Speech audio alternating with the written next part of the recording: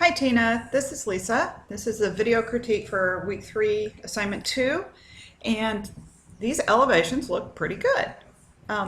Pretty pleased with the way they look all together. It looks like most things are on the right layer, done by layer, and you've got your door swings pretty well lined up and looking good hidden at the middle. So let's zoom in and look at these one by one. So I'm going to do a zoom window and I'm typing. Okay. Let's do a zoom window around the first one. Okay. Here you've done a pretty good job of going ahead and showing our cabinet in profile. This looks good. Apply that same level of profile to this one here. Just go ahead and show that as an outline. Okay. You want to show the same level of detail at the bottom as you do the top. So here I would just trim these two horizontal lines just like that. And now it's pretty obvious that that's cut and these aren't. Okay. So that's just a general principle that you want to show the same level of detail on the bottom as you do on the top. Everything the same level of detail all the way around. The next thing we're going to talk about is these receptacles, these power receptacles. I appreciate the fact that you have them in there. Glad you remembered them. Okay, but usually when we're showing receptacles in elevation, we show them like they look in elevation.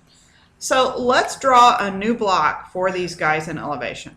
Now, I happen to know, because I went and measured them, you didn't know a tape measure was required equipment for this course, did you? That power receptacles are, the base plate around them is 2 3/4 inches wide by 4.5 inches high. So I'm going to, I started the rectangle command and I just pushed in a point, any point, and now I'm going to tell it that I want it to go from there to at 2.5, 4.5. So from where it is, it needs to go that far away.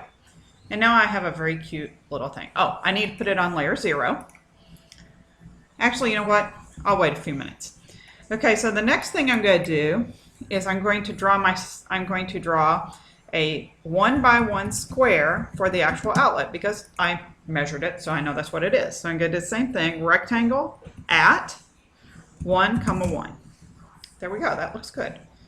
Now what I'm going to do is I'm going to move this from the midpoint to the midpoint here, and then I'm going to move it down. If it's 4.5 inches and I've got 2 inches of outlet, then this probably needs to come down about 1/2 inch. So I'm going to start my base point here, and I'm going to come down 3/4 of an inch. That looks better. I should have measured it, but I didn't. And then I'm going to mirror this one around the midpoint.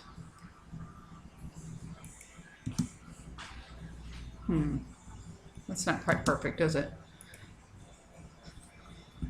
So obviously I'm going to kind of do a little bit of adjusting here until I get it to look the way I want it to look. So I'm going to come down another, about 1/4 inch. That's good. I could just go measure it, but I'm just eyeballing it. Yeah. Mirror, MI. I'm going to select this object to mirror. I want to mirror around a line that goes through the midpoint. And there we go. That looks good, doesn't it? Okay, so now let's put this thing on layer 0. So I'm going to select all this stuff and I'm going to put it on layer 0 so that then I can make myself a block. So I'm going to go to the insert things. I'm going to do create block. Create block. Okay. I'm going to name this duplex because it's a duplex receptacle. It has 2. Duplex LAS. Okay, so I'm going to pick the base point, and I'm just going to pick the base point as being right here. I'm going to select the objects I want to make into a block. These 3. There we go. done. Okay, so it went ahead and turned it into a block and inserted it on the active layer, which is the electrical layer. So now I'm going to move this guy from here, and I'm just going to put it at the center,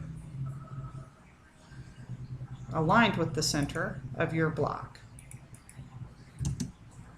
There we go. That looks good. So now I'm going to copy this over to where the other one is. Actually, you know what? I'm going to mirror it around the middle of the sink. So I did the mirror command. Now I'm going to select my block. I'm going to select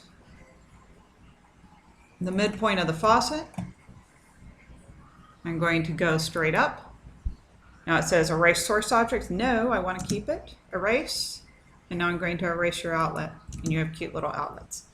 Okay, just like I said with Rita, you need to come back and put your faucet on a layer that's going to print lighter.